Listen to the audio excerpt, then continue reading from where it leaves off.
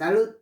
Eu sunt Viorel, aici Viorel. Fraților, am și eu un mesaj pentru voi, pentru perioada asta, pentru sărbători, pentru Paște, că vine Paștele.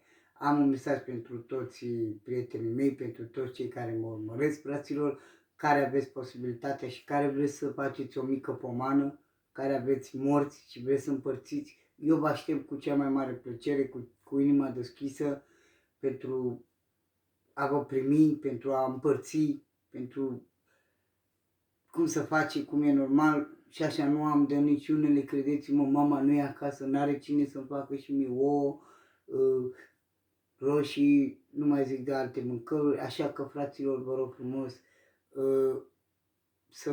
vă rog să nu mă luați în nume de rău, dar vreau să vă zic că eu vă aștept cu cea mai mare plăcere aici, în Bolentin, în Ogrăzeni, unde sunt eu.